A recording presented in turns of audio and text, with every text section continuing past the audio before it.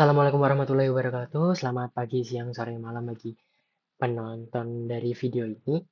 Lalu di sini saya Gafrila Saman Ahmad dari Teknik Komputer Universitas Diponegoro dengan NIM 21120120123130075. Di sini saya akan menjelaskan mengenai tugas review atau penerapan aplikasi sistem untuk metode numerik, dan topik yang saya ambil merupakan regresi linear. Di sini saya akan mendeskripsikan sebuah problem mengenai masalah harga yang diangkat merupakan ketidakpastian penentuan harga rumah berdasarkan data rumah. Kita di sini memiliki dataset historis, terus menyesuaikan dengan referensinya, yaitu menggunakan data di New Jersey, di Monroe Township, karena itu referensi yang saya review dan saya ringkas. Nah, di sini deskripsi problem. Dalam pasar real estate, harga sebuah properti dipengaruhi oleh berbagai faktor, namun satu variabel independen yang paling dominan adalah luas area dari rumah tersebut. Makanya seringkali sulit untuk menentukan harga presisi. Lalu pada proyek ini studi kasus dilakukan menggunakan dataset yang sudah saya sebutkan sebelumnya dengan masalah untuk memprediksi harga rumah dependent variable berdasarkan luas areanya yang merupakan independent variable secara otomatis. Data historis ini menunjukkan pola sebaran yang mengindikasikan adanya hubungan sebuah linear, namun diperlukan modul matematis yang tepat untuk menarik garis prediksi. Untuk tujuan penerapan, mengimplementasikan metode numerik, regresi linear, membangun model prediksi yang mampu menentukan harga rumah, dan memvisualisasikan data historis dari garis regresi dengan base fit lainnya. Untuk konsep yang digunakan pada ringkasan ini merupakan konsep regresi linear sederhana untuk metode pendekatan untuk memodelkan hubungan antara satu variabel dependen Y dan variabel independen X. Dalam konteks ini, Y merupakan target harga rumah dan X merupakan luas areanya. Untuk persamaan matematis yang dibangun merupakan Y sama dengan MX plus C, di mana M merupakan gradient slope dan C adalah intercept atau titik potong dari sumbu Y-nya. Dan juga menggunakan metode ordinary least square menggunakan untuk minimalisir galatnya. Galat didefinisikan sebagai jarak vertikal antara harga aktual dan harga prediksi. Nah, selanjutnya saya akan melakukan demonstrasi mengenai kode program yang dijalankan. Di sini di bagian kanan sudah ada simple linear regression example house prediction, ini nama dari Jupyter Notebook-nya. Di sini saya akan melakukan import. Misal ini import numpy as np, import panda as pd. Untuk di sini saya menggunakan bahasa Python, dan ini library-library yang digunakan menggunakan Matplotlib juga, dan juga Scholar. Nah, di sini saya sudah menyiapkan data di CSV mengenai house prices-nya.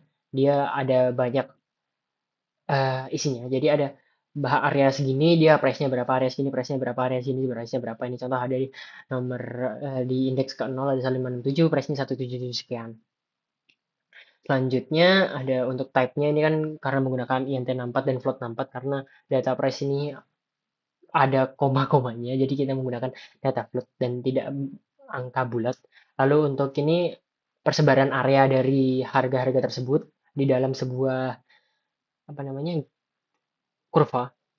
Persebarannya sebagai berikut dengan sebaran seperti ini dalam sumbu Y vertikal, sumbu Y itu price, dan sumbu X horizontal itu area. Tapi dalam square feet ya, maksudnya di dalam satu feet persegi. Karena di sini menggunakan satuan feet, karena ini memang data dari Amerika.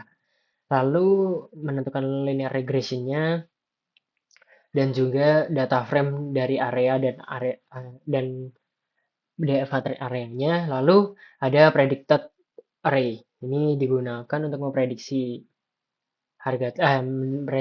regular object dari harga-harga tersebut. Lalu di sini M atau gradiennya ditentukan dari koefisien dari regular object ini, lalu C-nya merupakan regular object dari intercept seperti yang dijelaskan sebelumnya, lalu X ini merupakan dari areanya. Nah, di sini didefinisikan sebuah gradient slope Y sama dengan M kali X plus T. Oke, selanjutnya ada NP array equal untuk predicted dengan berdasarkan formulanya, lalu predicted price-nya berapa, dan di sini penentuan dari hasil gradiennya itu garis miring ini, garis hijau atau garis merah dengan latar belakang hijau ini merupakan gradient slope-nya untuk base fit line-nya. Lalu selanjutnya ada ini. Dari base fit line ini persebarannya yang sesuai itu di bagian mana. Dengan tabel gradient seperti ini. Nah, ini display dari data akhirnya untuk price dan predicted price setiap areanya. Nah, ini bisa dicoba juga untuk run all, sudah berjalan dengan baik. Ya, datanya sudah sesuai. Selanjutnya di sini saya akan menjelaskan hasil program yang sudah sedikit saya jelaskan tadi. Ada scatter plot data asli ini merupakan titik-titik kuning mewakili data observasi harga rumahnya. Lalu regresi linear ini best fit model dari data yang meminimalkan jumlah kuadrat error, least square method, dan untuk scatter plot dengan garis kombinasi ini adalah hasil akhirnya yang menggambarkan bahwa garis merah mampu membelah sebaran titik dengan baik, menandakan bahwa model regresi linear ini sudah berhasil. Dan program berhasil memverifikasi konsistensi perhitungan. Hasil prediksi menggunakan fungsi predik terbukti identik dengan true. Lalu untuk output slope-nya di M2 benar di 96,5980939 itu.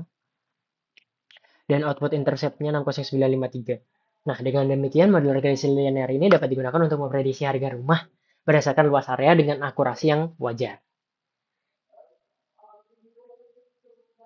Oke, mungkin dari penjelasan saya mungkin dapat di lebih mungkin mungkin dapat dipahami dari penjelasan saya maksudnya. Nah, sebagai kesimpulan, metode regresi linear sederhana ini berhasil memodelkan tren harga jumlah dengan akurasi yang wajar meskipun tetap ada outlier-outliernya yang tidak sepenuhnya terakomodasi. Referensi kode dan dataset ini diambil dari GitHub-nya Kak Sahitis Rolila untuk host prediction.